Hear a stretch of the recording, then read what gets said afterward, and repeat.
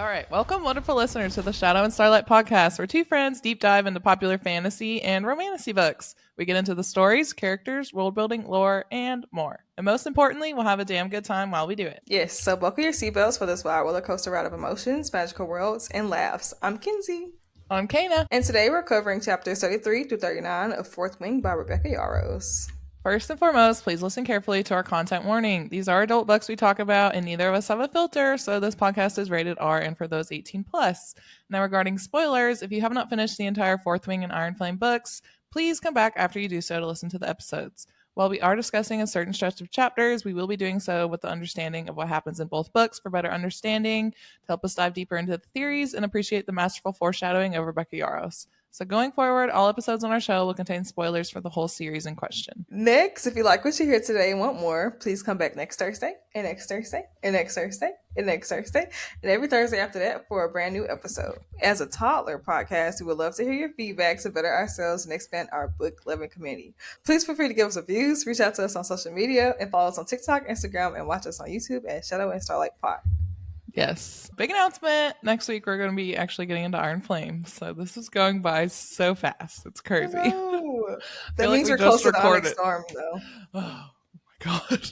Well, we're almost down to a month. It's 40 days away, people. 40 days. We're almost in the 1 month. And it's flying by, which is good, because I thought it would be going slow. But it's not.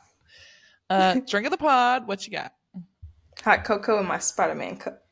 Hot Jackie. I got coffee. I'm drinking it at like 4 p.m., but that's because I've been so distracted all day I forgot to make some this morning. So I gotta have my coffee every day. This is my equivalent to coffee. So when I drink hot chocolate, I'm imagining myself drinking coffee. Okay. All right, people, it's time to cross the parapet, everybody.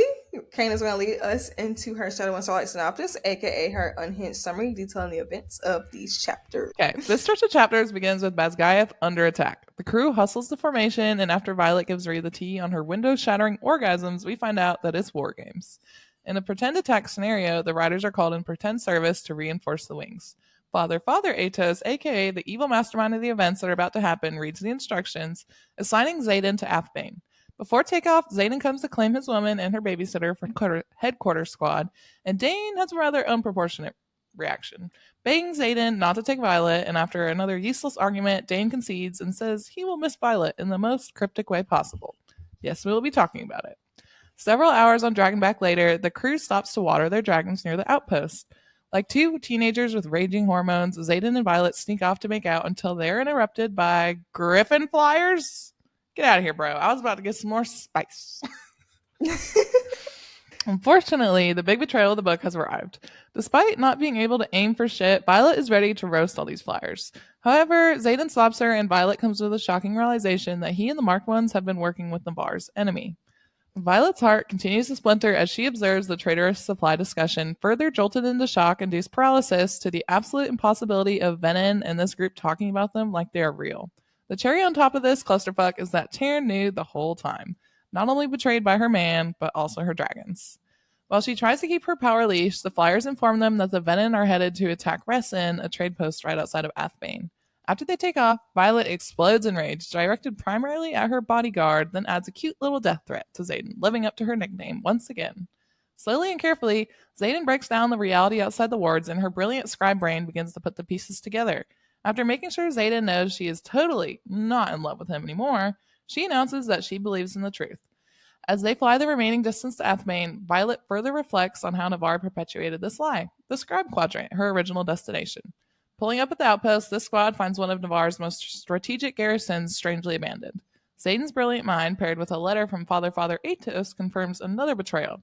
Dane took her memories and told his father that he saw Xaden tell her about his super-secret trips to Athbane. Their mission? Survive if they can. Using his farsight, Liam spots Venin approaching, and everyone prepares to fight alongside the Griffin Flyers. And instead of giving you a play-by-play at which I would spectacularly fail at articulating, I am going to give you the cliff notes of this battle, and I'll try to make it funny so that we don't all cry too much. Before it starts, everyone basically accepts they're going to die here. Super creepy, powerful evil dudes attack, and to make it even worse, Wyvern are real, and somehow no one but Violet knew about them. There's something unstable in the outpost that the dragons sense, and the venom want in a box with the Myri family crest on it. How intriguing. Violet catches the attention of the venom after a few badly missed lightning strikes. A venom sadly sucks the life out of Soleil and her dragon like a Slurpee. Vi is a badass and kills Wyvern. Cowboy Zayden lassos Segale. Liam is also a badass and kills Venom. His dragon D tackles a Wyvern that is headed right for Taryn. And Violet saves Liam's life once again in the midst of him saving hers. Our hearts all collectively get broken when D is killed. And Liam after. I'm crying in the clip! I'm not okay. It was really hard because I was doing my reread in a coffee shop and I was like, shit, fuck, tears, fuck. I was on my couch. I just let it all go. Okay. Violet stays with Liam and D until his life fades, and then our FMC gets up. Violence and Vengeance Incarnate. Fighting on Taryn's back, Violet is stabbed but managed to kill this patronizing bitch of a Venom, gaining some vital information. Kill the Venom, kill all the Wyvern they create. Our heroic woman goes after the most powerful Venom rider left, using a surge of Taryn's power mixed with a little bit of time stopping. Once she is sure all the Venom have been defeated, Violet accepts her impending doom and swan dives to her death. Next chapter, Indarna uses the strength she has left to break Violet's fall, who is in and out of consciousness in the next few days. And it's time for his Zayden Pop. Ugh, finally. He is inconsolable, awaiting Violet to wake and grappling in the wake of Liam's death. To make us forget about the emotionally crippling loss that just happened, he proceeds to reflect on how he has been falling in love with Violence before they even kissed. Violet awakens in good spirits thanks to temporary memory loss. Once that snaps, she is capital P pissed. After our main characters freshen up, Violet lets him know that it's over. Sorry, dude, just can't trust you. Zayden basically says, challenge accepted, and then Brennan butts into the conversation. What the? Violet's jaw is on the floor as she lays eyes upon her supposedly deceased brother, who is now the leader of a revolution. And the end. For now. Yeah. I love how the book ended on a cliffhanger. I was thinking about this earlier. It's interesting that both cliffhangers and Fourth Wing and Iron Flame really set you up to be like, what the fuck is going to happen in the next book? At the end of Fourth Wing, we're like, are they going to go back to Basgaia? How is this going to work? Are they even able to? And at the end of Iron Flame, it's like, holy crap, Zayn's Venom. We have no idea what the scenarios and the dynamics are going to be in the next book. And I feel like it makes you salivate for it even more. I feel like I love the last line of books. And I always wonder the exact moment when she was writing this book and she was like, this is it. This is the last line. I feel like that's such a important part of the book. Yeah. That's a good interview question for authors. I don't know if we'd ever be able to interview the infamous Rebecca Yarros, but that would be cool. She's a busy, busy girl. She is very busy. Also filthy rich, probably. Probably. I mean, granted, she wrote these beautiful stories. God. And she was writing way before Fourth Wing. I got one of her older books. I haven't read it yet, but I was like, dang, I didn't realize she was writing so much before she even wrote this fantasy right now. Supposedly they're good, but the endings are emotionally devastating in most of her romance books. So I don't know. Sounds right up my alley. It just makes me nervous for the ending of the Empyrean series. Oh my gosh. I don't know if I said this in another episode, but I was watching like one of the interviews she did. I don't remember what interview it was or who it was with, but they opened the floor for the audience to ask questions. Or it was like a game they were playing or something, but the audience could participate. And Rebecca was like, be nice or I'll kill somebody. She knows that she's got us wrapped around her finger. Yes. I just thought that was so funny because I feel like she would actually do it. If she told me to rob a bank so that Taryn stays alive, I would probably do it. Literally. Yeah, for sure. Now that we've crossed the parapet, time to head into our battle brief section where we will discuss all notable things in this stretch of chapters, including foreshadowing, theories, and our favorite parts. Oh, not you having a so long ass theory. I know, right? I'm proud of myself. I just saw it. All right. So the first foreshadowing we're going to get into is, did Dane know what awaited Zayden and the Marked Ones and Violet in Athbane? So, quote, don't go, Violet, please. He's going to get you killed. And then he also says, quote, I'll miss you, Violet, which, sounds really fishy. maybe he just didn't want her around Zayden because he did just tell his father about the memory he saw, and he knew that Father Atos was going to get Zayden in big trouble. And he maybe just didn't want to say that in front of Violet and Zayden. So he couldn't really say, "This is why I don't want you to go," in front of Zayden and Violet. And that's if he was going to. Big if. He probably wasn't going to. But maybe he just didn't want Violet to get involved or be complicit in Zayden's crimes just by association, and her knowing of the trips, I'm sure, would probably be punished. But this also isn't the first time he has tried to beg her to stay safe and stay away from Zayden, since he knows about Lilith giving him the scars. So this could just be another moment of him being like, "No, you gotta stay behind. Like, this dude's crazy. I don't care what you say."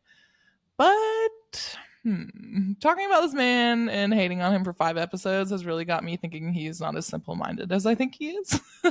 And I don't know. I think that is definitely plausible that he knew what was awaiting them there and just accepted it. I don't know. What do you think, Kens? You think he knew? I don't know if he like knew about the venom being there. I do think that he knew that his father was going to send them into some crazy mission, obviously. And I think that Yeah. him seeing those memories solidified all of the rumors that we've heard about Zayden, the whole book about him being a. I don't know. I feel like if he knew exactly what was waiting for them, but when they got there, he probably would have tried harder to keep Violet from going. Yeah. Well, we know he doesn't know about Venom. And so obviously Yeah. his father wouldn't have said, like, "I'm going to Right. send them to Venom." But yeah, I'm just wondering because I don't know. I keep going back and forth about whether he knew that they were basically being sent to die or not. I think He says later that he didn't know, but also, can we trust anything this man says? I mean, but he was so cryptic before she left. Like, he's going to get you killed. Please don't do this. And then I don't think that he knew that they were sent to literally be killed. I think that maybe they were sent to be exposed for their crimes, quote unquote. Like, if he knew that they were going to be killed, he would have stopped Violet from going. At the end of this scene, he's like, well, if you choose him, like, I just have to be, there has to be enough for me, right? So, no, I don't think he knew exactly what was waiting on them. Yeah, I mean, that's fair. Also, we know that war games are super deadly, and Dane knows that too. And Athbane is also out of the wards, which is not what most of the other squads are being assigned. Okay, I'm going to make an executive decision. I don't think he knew. Well, I don't think that he knew about the venom, but I think that he knew the reason why they were going was to be exposed, maybe. He was just acting weird about the whole them being assigned to Athbane, is that how you say it? Yeah. I think. Because Violet, when she was looking at him interact with his father, she was like, quote, something about the way his smile slips for a heartbeat makes the hair rise on the back of my neck, end quote. I don't know. I don't know. Get that. I didn't pick up that He's line. just really fishy. I don't know how to feel about him. Dane just sucks. I think we can all agree there, whether or not we agree on whether he knew. I have a crazy theory about Father Atos. Yeah. And if you haven't picked it up, we say Father Atos because Dane is Father Dane because he acts like someone's father, and Satan is daddy. There you go. Obviously. All right, next bit of foreshadowing. We're going to talk about how Zayden refers to Violet as the death of him more than a few times in these 2 books. So in this stretch, there's a good example, quote, "Wanting you will be the death of me." And this is before they head to the urgent 4 a.m. formation. Like, yeah, this is really cute and shows his devotion to his girl and how much he can't live without her. But it's just used too frequently for me not to have a theory about it, obviously. So this is kind of a theory. But it's also foreshadowing, so it's kind of confusing.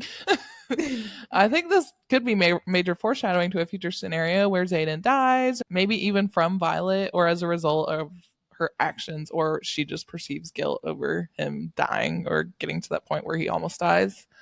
So my theory that I discussed earlier in these episodes about Malik could support this. So if she is blessed by or connected to the god of death somehow, maybe she can save him so he's not going to be gone forever. I guess. And we know her mantra in Onyx Storm is "I will save him" instead of "I will not die today." There's just so much about Malik and so much from both of them about death. And yeah, it is a death college, but some of these lines feel very pointed. Yeah. Especially with Rebecca. The fact that she said "is it" so many times definitely raised flags. Because when you first mentioned it, our first episode, The rest of my reread, I've been picking up on how many times he said it, and he says it a lot. It's alarming. More than like the usual character would say something in a book. Yeah, I don't like that. But Yeah. as much as it would suck for him to potentially die, like anytime I think about Zayden dying, I'm just gonna also asterisk he lives. As in he gets resurrected or she saves him right before he dies.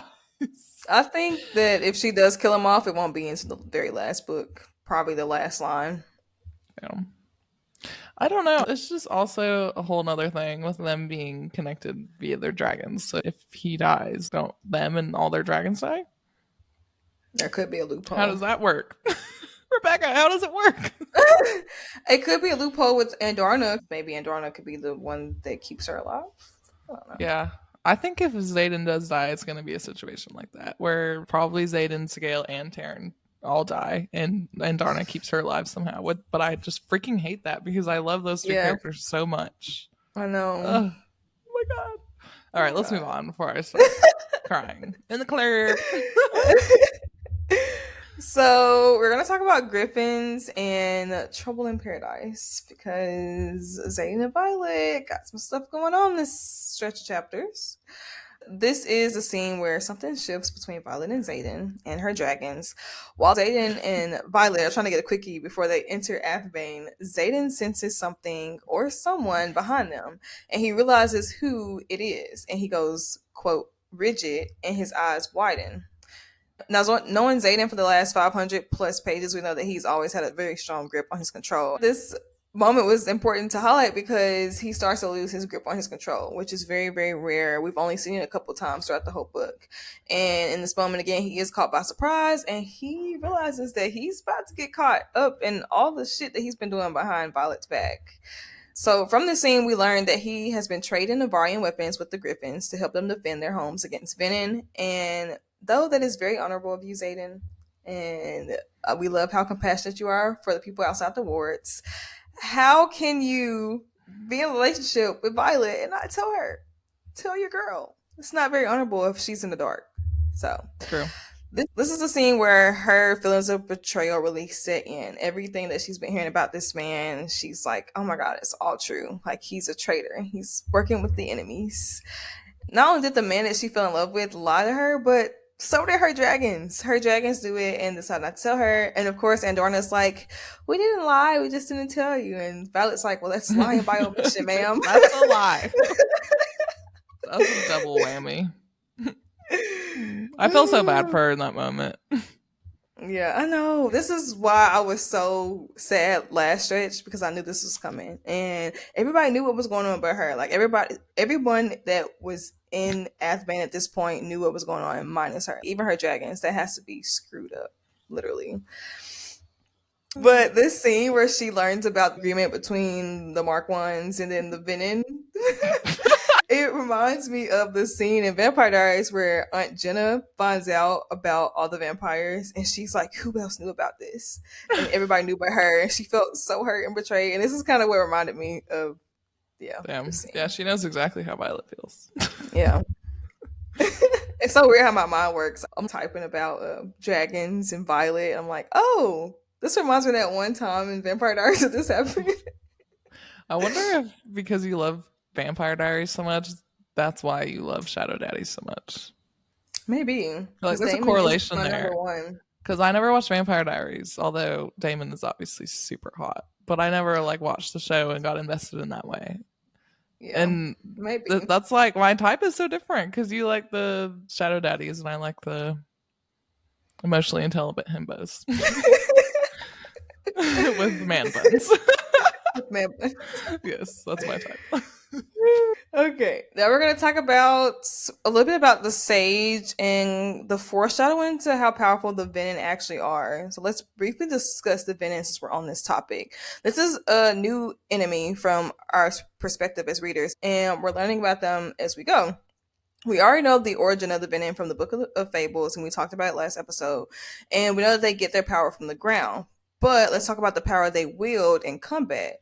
We did notice the stretch that while Violet was fighting one of the Dark Wielders on the back of Terran, she noticed that the venom was unnaturally fast, and she adapted to her fighting style within seconds. And it was making it impossible for Violet to deliver a killing blow. They're pretty strong, and again, they adapt well to others' fighting styles in combat, making it really hard to play the offense. Yeah. So, though dragon riders are obviously very powerful and fast, their dragons limit the amount of power they can use in order to keep the balance of nature, because that's very important to them. And then also humans will burn out. I guess venom don't burn out. It just ends up making them change appearance. But Yeah. burning out is something that's specific to riders only. So, on the other hand, dark wielders use raw power and they have no one holding them in check, and they can use as much power and pull as much power as they want at one time. Quote, such untapped power. No wonder we were called here. You could command the sky to surrender all its power, and I bet you don't know what to do with it. So this venom then proceeds to threaten to split her open to examine the power within her, which is like creepy, bro. And then she proceeds to threaten Violet to let her sage have at her instead. Quote, you'll wish for death if I hand you over to my sage. And this is our first mention of this guy, who we can assume is their teacher of some sort, or super powerful venom that's just up high in the hierarchy. So this sage is distinguished by his staff. That's really all we know about him, other than the fact that he can disappear. So that's obviously important, and we actually see that venom ability in the excerpt of Onyx Storm as well, like we talked about. Yeah. Pretty creepy. Very creepy and very interesting. Extremely creepy. I'm excited to see how they create the venom in the Fourth Wing TV show and see him actually come to life. I feel like it's gonna, if they do it right, it'll be really fucking scary. I think it'll be kind of cool though. Mm-hmm. Low key, I'm dying to see Zayden as a venom. I feel like it makes him like 10 times hotter. You said even more morally gray? I'm in. I mean, I'm excited too, but it's low-key stressing me out. Yeah.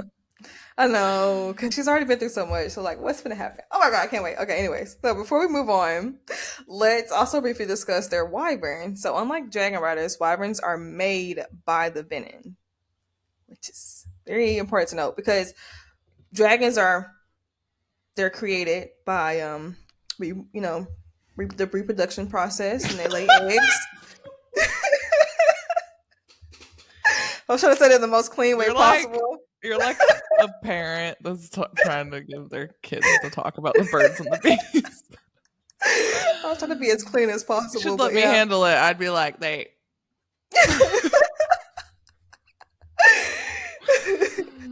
So yeah, they reproduce eggs. Yeah, they do, and they lay eggs, and the eggs take centuries to hatch.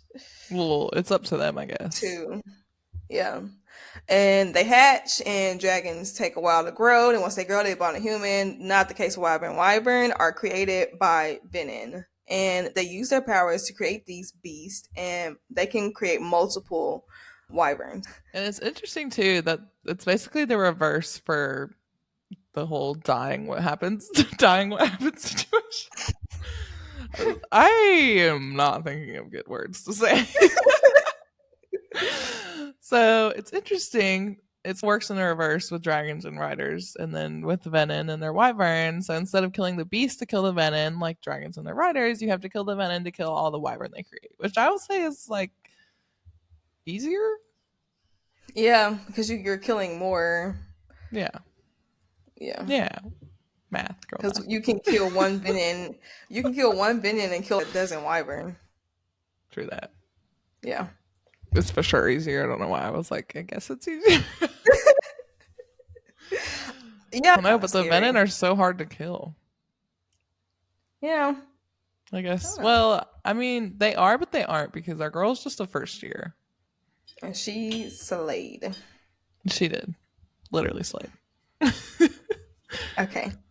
Let's talk about Father Atos. I know you're going to talk about this in your theories. It's not really a theory. It's just all the evidence that we have to support your theory. We're giving this man way too much attention.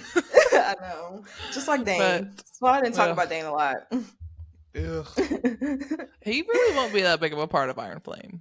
In terms of like theories and foreshadowing, I don't think we'll have to talk about that much.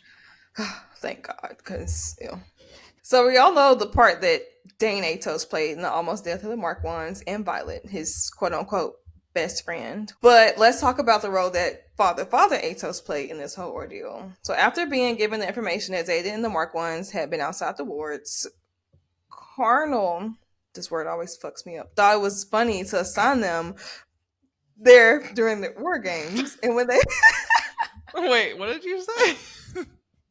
Carnal. Colonel. It's not carnal, it's Colonel. Colonel Mustard from Clue. Colonel. I don't like that. Okay.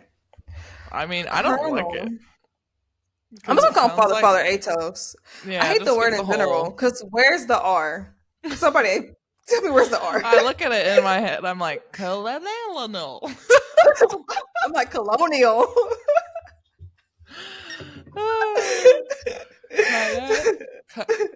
Colonial. Like, what is even English? What is this? Makes no sense. The stupidest word ever. Anyways. So after being given the information that Zayden and the Mark Ones had been outside the wards, Father Atos thought it was funny to assign them there during their war games. And when they arrived right outside the wards, Griffin flyers showed up to warn them that Benin were on course for the very spot they were headed to. And as soon as they crossed the wards, oh my God, I said wards like 50,000 times. As soon as they enter,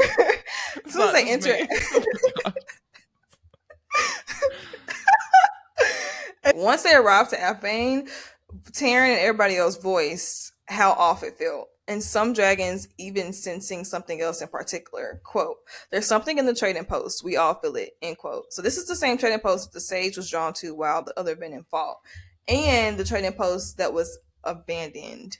And this is very fishy, not surprising, because all Atoses are fishy. But the Venom and Violet ends up fighting, saying that they were called there, which is what we talked about earlier. Now, we don't know if it was like they were called there by Father Atos or by their sage, but it seems like they were drawn there because of the very power that was being emanated in the trading post, what they were sensing. But not only did Father Atos plan to send them to Afbane, but he planned to send them into active battle against the enemy by luring them there with whatever it was that was in that trading post. And because we all know that Venom never even traveled that far west, according to Imogen, because Imogen does voice they've never traveled that far west before, he even left the missive with an ultimatum. They can either leave the innocent people of Afbane to die, which was over 400 people, and they could finish war games, or they can abandon the rest of their wing and leadership to save the people of Athbane. And of course, being the good people they are, they fought to save the innocent lives and lost 2 valuable lives in the process. R.I.P.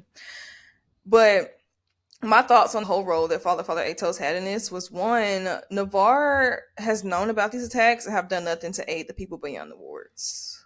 Like, hundreds and hundreds of people are being killed at one time for this source of power they're looking for, and Navarre is doing nothing to help them. And Father Atos was willing to use 400 innocent people as collateral damage to prove a point. Just really sad. Just shows this why the revolution is happening. Yeah, when you put it in that perspective, because I've never really intentionally thought about thinking Colonel Atos is like, yeah, I don't care about Resin. Well, obviously they don't care about any lives outside the wards, but he would do that just to kill Zayden or test his loyalty or whatever. Ugh. I hate this man. Right. What do you think Dane's mom is like? God, she's definitely got to be a Karen. We don't hear about her. Does she ever appear? I don't know. Is she even alive? I don't know, but I don't think we ever hear about her. So maybe she got out while she could. Let's hope so. All right, time to get into our theories. I'm excited. Mine are like a whole essay today. Same. So let's do it. I have a theory, and it revolves around Liam wielding ice in the end battle. One of the most talked about moments I've seen on social media and Reddit as far as this end battle and ending of Fourth Wing goes is that Liam is described as wielding ice from Violet's perspective. Quote, Liam flies for the griffins above us, wielding spears of ice into the injured wyvern's throat. So, what? Sir? I thought you could just like steer really far or something. Yeah. But here's our thoughts and theories on why this is. So Option number 1, Liam has 2 signets, and I don't really love this idea because I just feel like it's repetitive and it doesn't make sense since he dies. Also, like, why would she give him 2 signets like right before he dies? But it is a possibility that his dragon bonded someone in that familial line, and so he has 2 signets, just like Xaden, and we didn't know until right up until he died. Option 2, Violet maybe just didn't see what happened correctly because we know Mason was there, a marked one, and he also wields ice. So maybe it was him wielding the ice spears by Liam, and it just looked like Liam from Violet's perspective and the whole chaos of the battle. But I don't know. I'm just like, why include that in the writing? This very specific detail that's confusing. If it wasn't Liam, just to confuse us or throw us off. I don't know. Anyways, option 3, this could just be an editing mistake. Maybe she meant to say Mason, or I don't know. But that doesn't really make sense to me because I don't think at this point she knows who Mason, like the 3 other marked ones that are there, she doesn't know what their names are. Because in the beginning, Iron Flame, she's like, shit, what are their names? I just went and battled them and I don't know who these people are. Yeah. And then option 4, which is what I like, and it's also inspired by a theory on Reddit I found by ExplanationBorn3318, wherever you are. And this theory I think is the most plausible. So Liam, I think, uses runes for his farsight abilities, and ice wielding is his actual signet. So we know from Iron Flame that Liam's mother and his family was very fluent in runes and into that shit. And Violet made a rune in Iron Flame that was reminiscent of a sound-seeking signet where she was able to boost her hearing. Since Liam was raised by Xaden in a way, and we know that Xaden says that the best currency you have is hidden abilities, Liam could have been following his advice and hiding his signet this whole time. The devil's advocate to this is that ice wielding is a really basic signet. Sorry, buddy. Sorry, who is it? Riddick that was ice wielding? Yeah. Sorry. But yes, it's a pretty basic signet. So why go to these lengths to hide it? I don't know. Maybe he's just trying to give himself as many advantages as possible. But I do wonder if this is true. I wonder if any other marked ones or riders are employing this tactic that Xaden maybe told them to do. We know that Imogen's signet is memory erasure, but she's described all the time as being super, super, super fast. So I was wondering if she could possibly be one of those. But I also don't think so because I don't feel like a rune would give you the power of memory erasure. That feels like something that could only be a signet. But that was just a random thought I had. But I do think that just because this detail is so confusing and specific, I do think that there's something to it with the runes. I feel like this is probably the most plausible theory explaining this. So could it have something to do with like the rebellion relics and them being marked ones? It could. Because we do know that when they arrived to Athbane, there was a box in the trading post that had Liam's family crest on it. Mm-hmm. So it could have something to do with that. It could have something to do with them being marked ones and having those rebellion relics. I don't know. Because if that is the case, because Xaden has 2 signets, and it seems that Liam was wielding ice and he had his get the sight, and Imogen is showing signs of that too. It could be a sign of all the marked ones having multiple signets. That would blow my fucking mind if all the marked ones both had 2 signets. That's a lot to think about. I think we learned in Iron Flame. I'm not totally sure. But I think the reason that the Rebellion relics are able to give them the advantage of hiding from Melgren's whatever, I think that we learned that it was Liam's family's runes that were applied to the relics or something that gave them that ability. I don't remember for sure. I'm getting into my reread of Iron Flame and I'm realizing stuff. So we'll have answers for you in those episodes. Yeah. If we don't now, we will soon. Right. Okay, so I actually have something to contribute to the theory section today. 5 episodes later.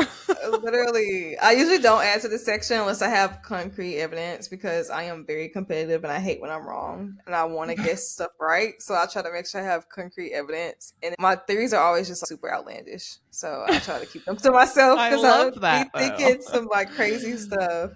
My theory today is actually about Violet's second signet. Rebecca has confirmed many times that Violet will have a second signet since she has 2 dragons, and she has also told us that the signet has been foreshadowed in both books, and that the answer is, quote, on the pages. Very cryptic, but okay. Here's what I think. Thanks to Originally Urban on TikTok, they're the ones that gave me this idea. They made a post and it just got my wheels turning. There's been minimum research on feather tails and why they don't bond. But it is mentioned several times throughout this book that, quote, feather tails shouldn't bond because they can accidentally gift their powers to humans, end quote. Oh, wait, no, not end quote. Still going. Dragons can't channel, not really, until we're big, but we're all born with something special. Now, end quote. It also stated that this happens when the human uses too much of the feather tail's power, usually from greediness. We know that Violet didn't do this to be greedy, but Violet promises to use only what she needs, but what she needed during the battle was enough to send Andarna into her dreamless sleep and cause Andarna to lose her ability to stop time. So I think that on accident, Andarna gifted her ability to stop time to Violet, and that's why she is no longer able to do it. And I think there's some slight foreshadowing towards that in both books. So in Fourth Wing, in the scene where they are fighting the Venin and the Wyvern, Violet describes some parts of the battle in heartbeats. While she is using Andarna's power, she says, quote, I have only a few heartbeats, or this much power will burn through me and take me under, end quote.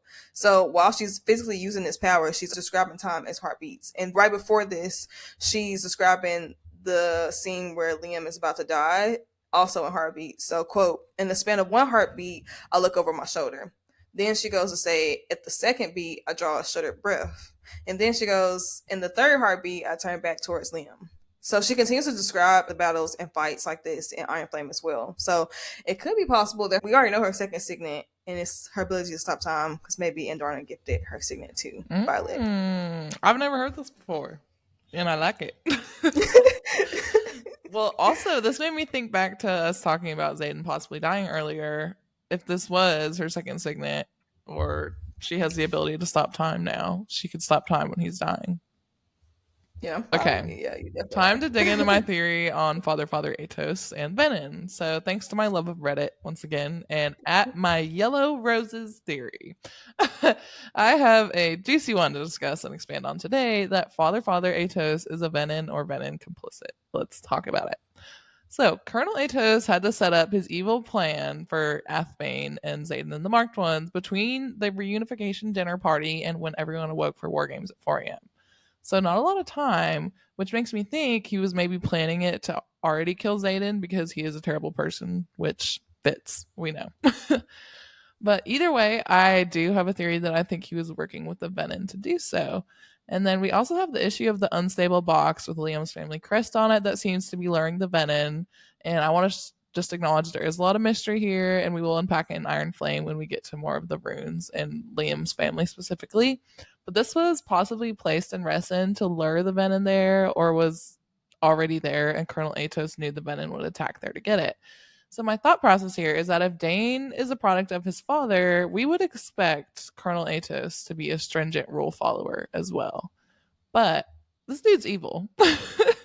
When Dane tells him about what he saw in Violet's memories, wouldn't we expect him to take the formal route of reporting to leadership? If you think about who Dane is, which is very much just a black and white rule follower, you would expect his father to be the same, but the fact that he doesn't take the formal steps and report this to leadership like you would expect any military ranking member to do. Instead, he emptied the outpost, likely placed that box, luring the Venin of his own accord to make sure that Xaden dies. So going out on his own like this makes me think that he's working with someone else, aka Venin. It's probably likely that the Venin know someone in Basgiath, the Marked Ones, are using the Luminary and making supply runs to the Griffin Flyers, because I'm sure they've noticed that the Griffin Flyers keep getting their hands on more and more weapons, and they want to take out this threat. And if they're working with Father Atos, that would be the perfect time to do so. And this theory could also explain how silly it is that only Violet has heard of Wyvern up to this point. So if Atos set this up, maybe he tipped off the Venin that dragons would be present, causing the Venin to summon their Wyvern to defend themselves aerially.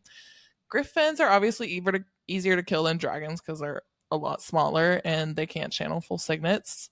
So maybe the Venin have just been using their other means of destruction and murder to raid and kill outside the wards, and they haven't needed the Wyvern until the dragons actually start coming over here.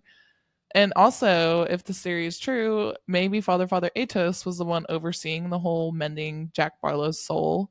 And I'm guessing he passed his little Jack Barlow project to Varish after he was reassigned and caught by Lilith and his little scheming.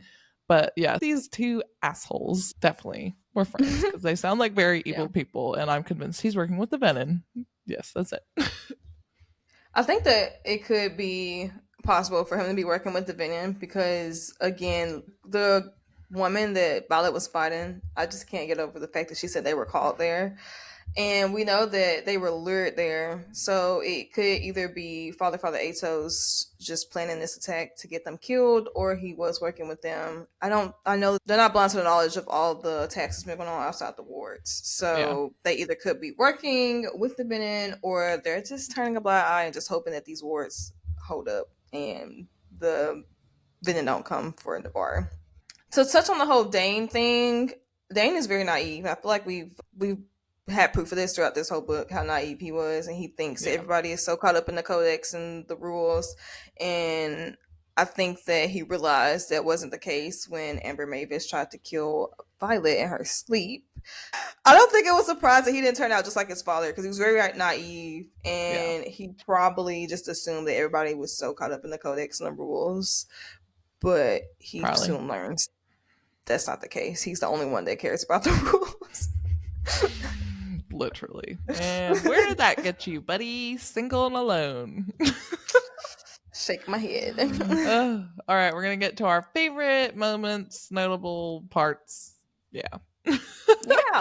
And of course, I'm obviously going to talk about my favorite dragon first. Taryn, you petty king. Little things make me love this guy even more. So, quote, we make it to our dragons, and I can't help but notice that Taryn is standing in what should be Kath's spot, forcing Dane's dragon to the side. My egotistical dragon is already saddled with Indarna under his wing. I just love that, like, he's just shitting on Dane and his dragon by landing where the squad leader's dragon's supposed to be. And obviously, Kath ain't gonna do nothing about it. Okay. It's just hilarious. And also, side note, I was swooning at how Xaden made a little hookup for Indarna to be connected to Taryn's saddle, because he knows how much Indarna and Violet love each other and how Violet hates to leave her behind and feels really bad about it. Yeah. But that's just so sweet. Anyways, back to Taryn. I love his big dog energy. Even in the final battle, he is the man in charge, or the dragon in charge. Quote, Xaden might command the riders on this field, but Taryn is clearly leading the dragons. Yes, absolutely. He is. Taryn, you are everything. Slay bra. All right, I'm going to dedicate a favorite part to Liam, a true friend. I'm not going to cry. You better not cry. Suck those tears back up. Anyways, I really appreciated the little things that Liam did for Violet on this reread. Specifically, one moment at the lake. Kenzie, stop! I'm trying. I can't help it. I'm trying to hold it together. Get some tissues. Okay. All right. Okay. Anyways, so specifically at the lake, he goes to check in with Violet, specifically concerning her relationship with Xaden. He doesn't give Xaden a glowing recommendation and actually tells Violet, like, quote, it's just that I know about his priorities. So we know Liam is talking about the revolution, Orisha business, Venom, and all those secrets Xaden's hiding. And so that's why he's not giving a glowing recommendation. He's being honest how he can to his friend that he loves, Violet. He's concerned for her getting hurt when she eventually finds out how many secrets Xaden has, which does happen pretty soon after this.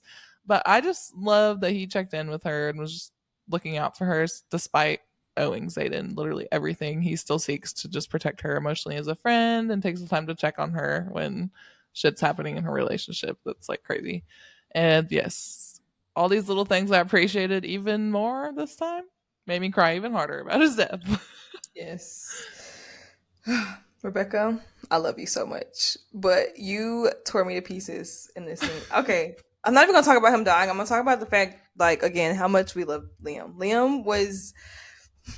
I can't talk about him in the past tense. Liam, he was, why am I, like, getting emotional like I actually know this man? Like, I actually know this man. I'm sorry. He's Okay, just anyways. like the big brother we all need or something. Literally, he was so sweet. He never complained about being her shadow or babysitter. And he was super loyal to Violet, even though he's like his loyalty lie was Aiden, like you said. He still went out his way to make sure that she was okay and checked on her.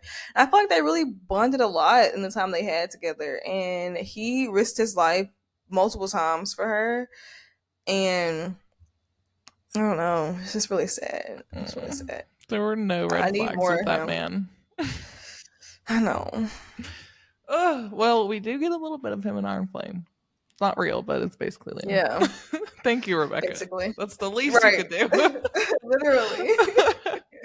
All right. My last favorite part was the battle. So at this point in the series, we've gotten a lot of action, but as a fantasy girly, nothing hits quite as good as an intense battle scene. So not just like the sparring or the squad battles or all that stuff. Like we're actually in battle here. And I love the way that she wrote it. She's very good at writing action scenes. But I highly, highly recommend when you're reading something like just a fantasy book or especially a battle scene, put on an epic movie score in the background. It really sets the vibe. But seeing the Venom in action for the first time and our marked ones and Violet work to save people really got me excited for where the series is headed. This is our first glimpse of the big bad enemy, and it was sufficiently creepy, and they're very powerful. So our characters are going to have to progress to be able to defeat them. So I'm excited to see how this develops over the course of the series. But my favorite part of it all was seeing how quick Violet was to she was just like quick on her feet, and she was really clever on the spot and just not afraid to go and get the wyvern and the venom. Just total badass overall. And I just love that Taryn really helped empower her and make her confident by putting her through really strict training. And it's just all coming to play here, and it was cool to see. And her moment of vengeance after Liam's death was just damn girl. That's what I needed. After that low, I needed to go high. And she got me. And the dragon dynamics were so interesting in the scene also, and stuff that Taryn was saying in the midst of all this action. So this particular line, quote, "I will bet my life on you as I have from the first day." Why does that make me want to cry too? Love him. But this was so cute. It was a proud dad moment for Taryn, and also for me. I love how much Taryn supports and believes in his rider, and it's even more meaningful that he's saying this like from day one. He had this faith in her. It wasn't something that she earned or he built up over time. Like from day one, he was ride or die for her. Before our girl was even a super powerful lightning wielder. Yes. I love his faith in her. I love their bond. I've said this a couple of times. Their bond is so cute. How they just instantly just clicked. Yeah. It's written so well. I love them. I love them. So I'm more of a romantic, while Kanan's more of, she likes the action stuff. So I didn't have a lot of favorite moments. But I do want to talk about a couple of things. So first, I would love to discuss Dane's jealousy, because I feel like this is our payback for all the shit he's done all book. Anyways, nothing made my heart smell more than Dane's pride being absolutely deliberated. Like, damn, dude. So the scene when they're on the flight field getting ready for getting ready to go to their assigned stations for war games, and Xaden comes up to recruit Violet and Liam, and Dane's like, "No, you can't have her, blah, blah, blah." And Violet's like, "Where you go, daddy, I go." And then Dane is like, "Him? Really?" And I just, this scene gave me chills. Sorry, I saw it over the "where you go, I go, daddy." I did not expect that. No, it's funny. I am. But I love this scene because I love Dane getting his feelings hurt here. Like, he was so crushed to figure out that her and Xaden were together. He was like, "I heard the rumors, but I just assumed they weren't true. I assumed you were smarter than that." Oh, no, sir. God. So patronizing. She's causing lightning storms out here with your enemy. So, eat that. Yeah. Anyways. Moving on from Dane. I want to briefly talk about Brennan. I know you're suspicious about him, but I just wanted to welcome him back to the chat. Oh, what the fuck? Just want to welcome back. I thought you were going to hate on him with me. No, I was welcome. What the Oh my hell? god. Welcoming him. I don't know why I couldn't get that out. Welcoming him I was to the reading the first two podcast. chapters of Iron Flame and I was like, fucking Brennan. And I was like, everything you say is suspicious. Well, he does lose some major cool points for pretending to be dead for 6 years. So Seriously. I will give him that. But he has been building a revolution in order to save those outside the wars of Navarre. We think. And it's almost, we think, well, Kana thinks. And it's almost nostalgic, though, that he's doing something about the discoveries of their father. I think it's really sweet that his father didn't get to finish his research and really expose Navarre. And Brennan took notes from Finn's failures and decided to build his revolution in secret and do a surprise attack when it was time. So I just want to welcome him. Welcome back, Brennan. Interesting. Welcome back to life.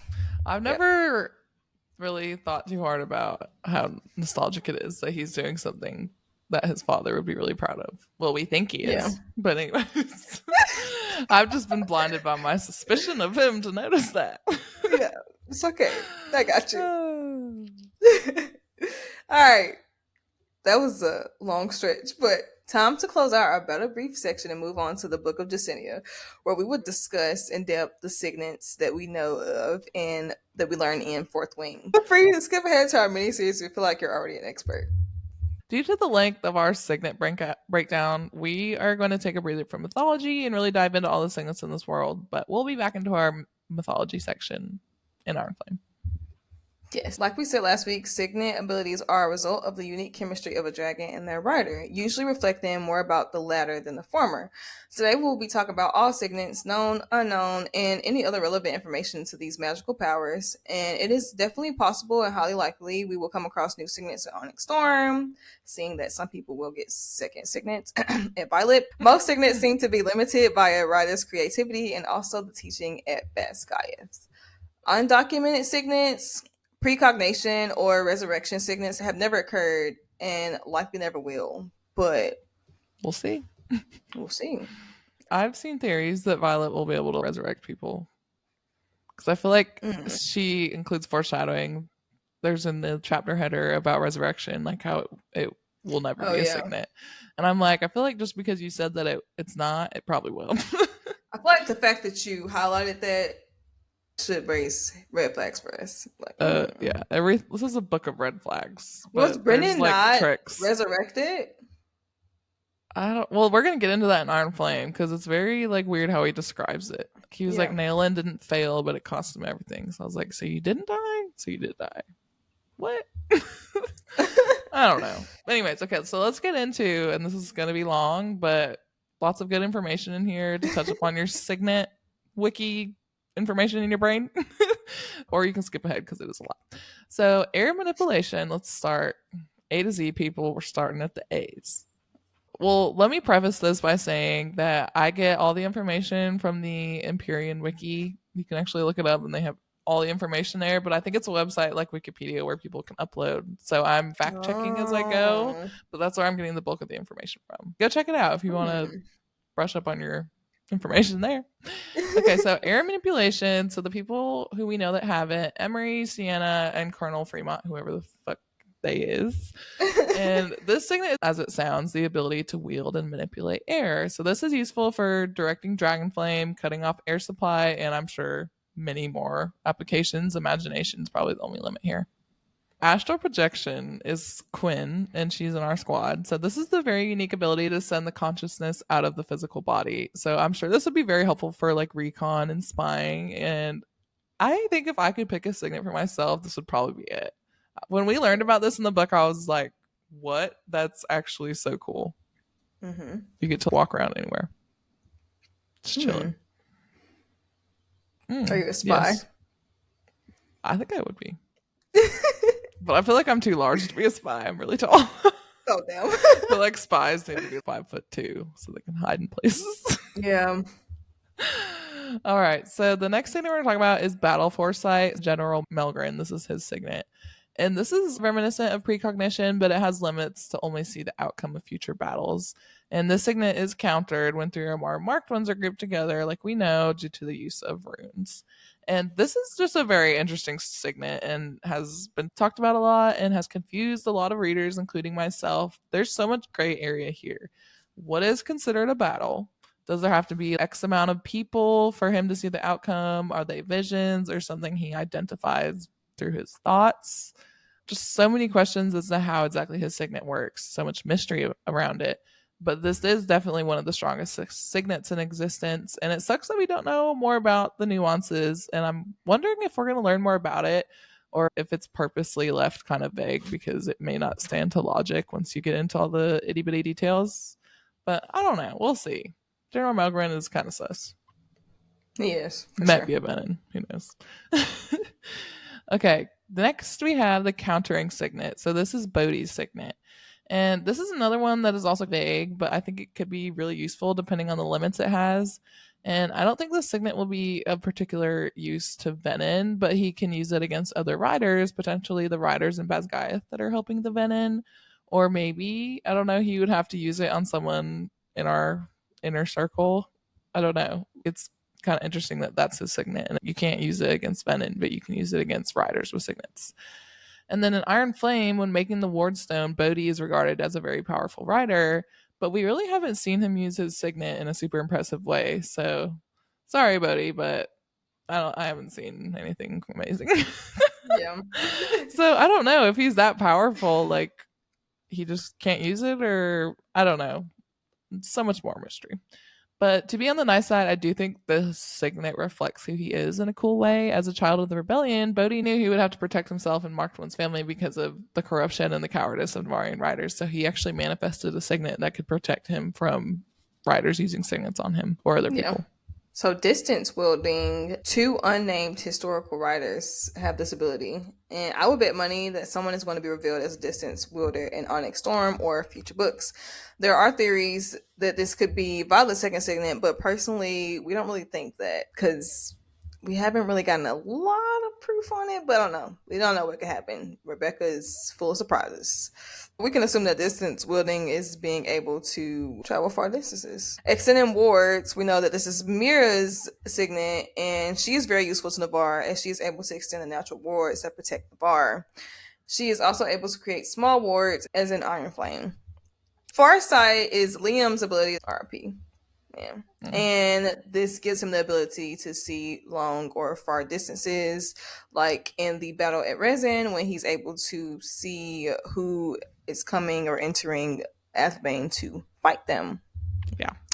Fire wielding is Professor Carr's signet, and this is his ability to wield fire and manipulate it and use it in battle and combat. Ice wielding, Riddick and Mason have this signet. And we wonder if this is a reflection of Riddick because he's so cool. Yes. And he even says so himself. But of course, ice wielding is pretty self-explanatory. This ability to wield ice. Okay. So an illusionist signet, Professor Kaori, has the ability to project mental images as three-dimensional illusions for others to see. If anyone's read the Stormlight Archives by Brandon Sanderson, this reminds me of the light weaving surge binding skills, but random. Intrinsic, Zayden Ryerson, I'm looking at you, is the ability to read someone's surface level thoughts and is outlawed and executable in Navarre due to security risk.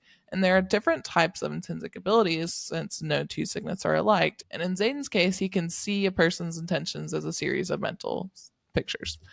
Lightning wielding is Lighten motherfucking Sorngale, and she has the ability to wield lightning regardless of current weather. The wielder acts as a conduit, creating lightning from the sky down, the ground up, or directly through the wielder's hands. It is a form of pure power or energy that takes the shape of lightning. Memory erasure, Imogen, the ability to erase or alter a person's recent memories. So basically, she could be a master gaslighter if she wanted to. And it's unknown how recent a memory has to be for it to be erasable. Mending, our guy Nolan, you traitor, and Brennan Sorengale, who also might be a traitor. This is an exceptionally rare signet, which makes sense considering most people joining the Riders Quadrant probably aren't the most like gentle, healing natured type people. and is the ability to fix, restore, or return anything to its original state from cloth, bridges, or broken bones. And receiving mending is actually extremely painful. You can't mend missing limbs, and mending yourself is more difficult than mending someone else. And I wonder what this says about who Brennan is. It doesn't really fit with my traitor theory if it's reflecting who he is, but I don't know. And then metallurgy, metal wielding, we'll just go with that, is Sawyer, and it's the ability to wield metal and change its shape, which is pretty cool. I like that segment, but I don't know what it says about him. Also, we're only halfway through, and this is taking a hot minute, so we're going to move on. And then in our first episode of Iron Flame, we're going to do the second half of the segment breakdown. So tune into our Iron Flame episode for that. Yes. Moving on, time to head to the flight field where every week Kane and I will do 2 to 3 miniseries unique to our podcast. They won't be the same every week, so keep tuning in for all the fun. This episode, we're going to do unhinged one-sentence summaries and character rankings. Yes. Okay, so I came up with 3 unhinged one-sentence summaries because I had so many good ideas. Okay. Fourth Wing, Harry Potter meets Top Gun. If wizards flew dragons, trained for war, and got caught up in a scorching romance so intense it might set the entire college on fire. Basically. Basically. All right. Fourth Wing, aka How to Train Your Dragon and How to Get Your Heart Broken in 10 Days or Less. Yes. Literally yes. All right. The last one. Thanks to her mom, a tiny woman accepts she is probably going to die, but in the sexiest and most dramatic way possible. Pretty much. So good. I saw you had 3, so I came up with 3. Nice. And my first one is the book about the girl flirting with 2 guys who lied to her and still fell for one of them. Basically. That sums up that situation. Really. My second one is the book about dragon smut. Not really, but yeah. Basically. Yeah. And the last one is the book about students attending a college that teaches them how to die. Sometimes by their own dragon. Damn. Yeah. It's like funny, but yeah, that's really the reality. This like, yeah. Okay. Our next one is character ranking, where we're basically just going to list the characters 1 through 10 on how we feel about them. 1 being our favorite, 10 being our least favorite. And some of them did not even make the list. Dane, I'm looking at you. Dane. Mm-hmm. So my number 1 is obviously Taryn. Obviously. Then Violet. Yeah. Love my girl. Xaden. And Darna. Sigale. I forgot Sigale, but I just added her in. So I'm Justinia, you're getting booted off the list. Oh, yeah. Then Riddick, then Imogen, then Rhiannon, then Mira, then Liam. Liam at the bottom? Well, he's dead now. I gotta talk. I got other favorites. I'm sorry. He's out of the picture. Well, my favorites are Taryn, Violet, Xaden, yes. Top 3. I was contemplating on where to put Violet and Xaden, but Xaden is a liar, so I had to stick him at number 3. Then Liam, Rhiannon, Sigale, Imogen, Justinia, Riddick, and Mira. Okay. If you noticed why we look completely different all of a sudden, it's because my computer glitched and we had to record this on a separate day. So, yes, that's why I look different. But I did do braids, so again, matchy. Okay, before we close out our episode for today, time to spar. Each week, Mackenzie and I will give each other and our listeners 2 trivia questions, or in this case, 3, since it's our last episode of Fourth Wing. And after this, we will tally up who has the most points between hosts, and loser has to do something embarrassing or funny or disgusting that the winner or you guys as fans come up with. So if you have any ideas, let me hear your feedback, ideas, and participation. And we will be releasing the punishment video on our first Iron Flame episode release day. Yes. Which I think will be December 19th. Okay. I'll start us off. Okay. All right. This is going to be hard for you because they're very specific questions. And this is a while ago. What outpost is Dane's squad going to claim for the final War Games challenge? I don't know. It's... I don't even know how to pronounce it. Atuval? Yeah. Atuval! I would never have gotten that. So in the beginning of this just chapters, we know that Violet and Xaden were like doing the do, and then Garrett comes, knocks on the door, What time was it? 4 a.m. Close. What? It was 3 4:15. a.m. What? You gotta be that specific. Motherfucker. All right, I'll give it to you. I mean, my questions are very specific too. All right, my next question, and it doesn't have to be a specific number, but you have to be within a range, I would say, of at least 50. Okay. How many people live in Ressin? 400.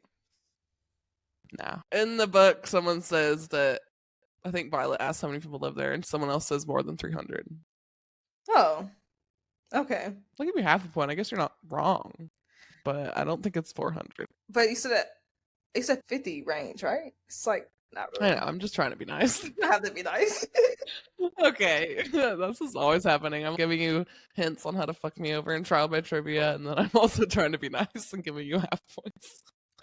Okay. You ready? Sure. How high are the mountains of Athben? Very high. Is it an elevation I have to give you? Yeah, it's like a certain feet. She says it multiple times in the stretch. At least 2. I don't recall that at all. 12,000 12,000? No. feet. No. Fuck. How many? 12,000.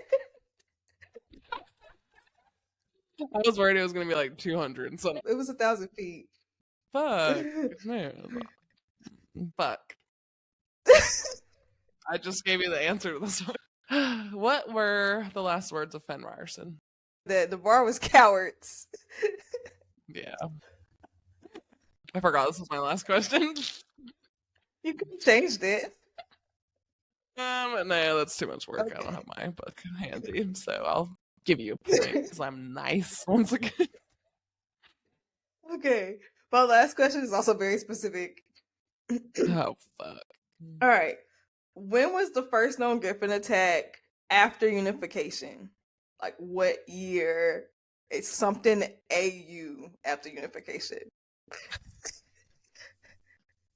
It's not very high, but just say that. So don't go saying like 200. Do I have to get in a range of 50? I'll give you a range of 10. Fuck, dude. Is it within the first 10 years? First what? It's in the first 10 years? I would say the first 50. I'm going to say the 30 to 40 year range. It was one AU. God damn it. I got it from one of the I guess that makes headers. sense.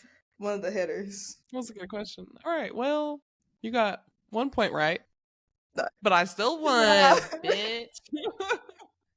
The final score was I have 4.5 and Kenzie has 3. So if you have any ideas on what I should make Miss Mackenzie do, let me know.